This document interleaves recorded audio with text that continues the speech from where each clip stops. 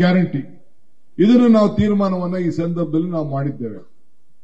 ಈಗ white tapping ಕೂಡ ತಾವೆಲ್ಲ ನೋಡಿದ್ದೀರಿ.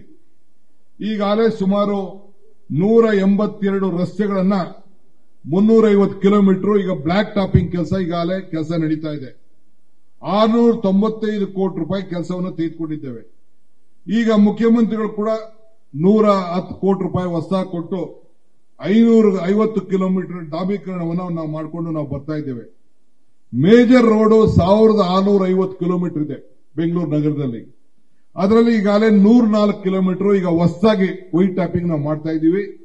ಮತ್ತು ಈಗಾಗಲೇ 148 ಕಿಲೋಮೀಟರ್ ಕಾಮಗಾರಿಗೆ ಈಗಾಗಲೇ ನಾವು ತೆಗೆದುಕೊಂಡಿದ್ದೇವೆ. ಒಟ್ಟು 83 ರಸ್ತೆಗೆ 1800 ಕೋಟಿ ರೂಪಾಯಿ ತೆಗೆದುಕೊಂಡಿದ್ದೇವೆ. ಈ ರೀತಿ ಕೆಲಸ ಮುಗಿದಿದೆ. ಇನ್ನ ಕೆಲವು ಯೋಜನೆಗಳನ್ನು ನಾವು ತಯಾರು ಮಾಡ್ತಾ ಇದ್ದೇವೆ. ಉದ್ಘಾಟನೆ ಕೂಡ ನಾವು ತಯಾರು ಮಾಡ್ತಾ ಇದ್ದೇವೆ. 500 ಕಿಲೋಮೀಟರ್ನ ವೈಟ್ ಟ್ಯಾಪಿಂಗ್ ಸುಮಾರು 4,000 ಕೋಟಿ ರೂಪಾಯಿಗೆ ಈಗಾಗಲೇ ಡಿಪಿಆರ್ ಕೂಡ ಇವತ್ತು ರೆಡಿ ಆಗ್ತಾ ಇದೆ. ನಾನು ಯಾಕೆ ಈ ಮಾತನ್ನು ಹೇಳ್ತಾ ಇದ್ದೀನಿ ಅಂದ್ರೆ, ಈ ಬೆಂಗಳೂರು ನಗರಕ್ಕೆ ಇಂಥ ವಿಚಾರನ ನಾವು ತಿಳಿಸಲಿಲ್ಲ ಅಂತಂದ್ರೆ ಬಹಳ ತಪ್ಪಾಗ್ತದೆ. 25ರಿಂದ 30 ವರ್ಷ ಒಂದು ರಸ್ತೆ ಬಾಳಬೇಕು, ಮಧ್ಯ ಗುಂಡಿಗಳು ಬೀಳಬಾರದು.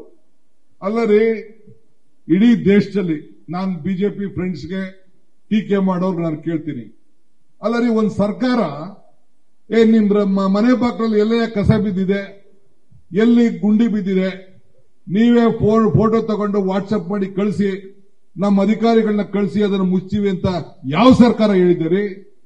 ಡಿ.ಕೆ. ಶಿವಕುಮಾರ್ ಈ ತೀರ್ಮಾನವನ್ನ ಸಿದ್ದರಾಮಯ್ಯ ನೇತೃತ್ವದ ಸರ್ಕಾರದಲ್ಲಿ ತೆಗೆದುಕೊಂಡಿದ್ದಾನೆ. ಸುಮಾರು 10,000ಕ್ಕೂ ಹೆಚ್ಚು ಗುಂಡಿಗಳನ್ನು ನಾವು ಮುಚ್ಚಿದ್ದೇವೆ. ಹಿಂದೆ ಬೊಮ್ಮಾಯಿ ಕಾಲದಲ್ಲಿ 20,000 ಗುಂಡಿಗಳಿತ್ತು ಅಂತ ಹೇಳಬೇಕು, ಕೋರ್ಟ್ಗೆ ಅಫಿಡವಿಟ್ ಹಾಕಿದ್ರು, ಕೋರ್ಟ್ ಅವರು ಮಾನಿಟರ್ ಮಾಡ್ತಿದ್ರು. ನಾವೇ ಸಾರ್ವಜನಿಕರಿಗೆ ನೋಡಪ್ಪ ಏನಿದೆ ತಿಳಿಸಿ, ನಮ್ಮ ಪೊಲೀಸ್ ಅಧಿಕಾರಿಗಳಿಗೆ ಹೇಳಿದ್ದೇವೆ, ಟ್ರಾಫಿಕ್ ಪೊಲೀಸ್ ಅವರಿಗೆ, ನೀವು ಇದನ್ನ ಐಡೆಂಟಿಫೈ ಮಾಡಿಬಿಟ್ಟು ನಮ್ಮ ಅಧಿಕಾರಿಗಳಿಗೆ ತಿಳಿಸಿ ಅಂತ ಹೇಳಿದ್ದೇವೆ.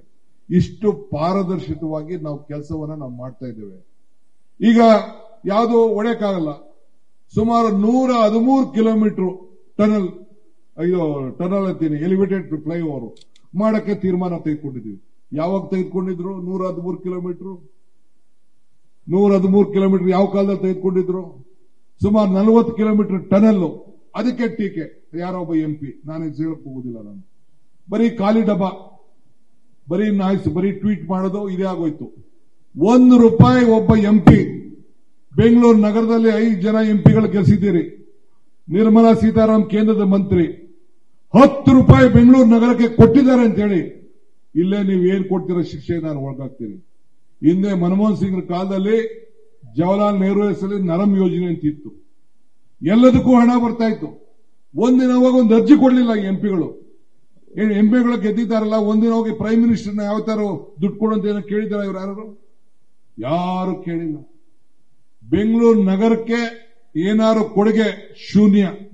ಮೊನ್ನೆ ನಾನು ಪ್ರೈಮ್ ಮಿನಿಸ್ಟರ್ ಬಂದಾಗ ಅವರು ಗ್ಲೋಬಲ್ ಸಿಟಿ ಅಂತ ಹೇಳಿದ್ರು. ಹಿಂದೆ ವಾಜಪೇಯಿ ಅವರು ಬೆಂಗಳೂರು ನಗರ ವರ್ಲ್ಡ್ ಲೀಡರ್ಸ್ ಎಲ್ಲ ಬೆಂಗಳೂರಿಗೆ ಬರ್ತಾ ಇದ್ದಾರೆ ಅಂತ ಹೇಳಿದ್ರು. ಒಬಾಮಾ ಅವರು ಏನ್ ಹೇಳಿದ್ರು? ಬೆಂಗಳೂರು ನಗರ ನಮ್ಮ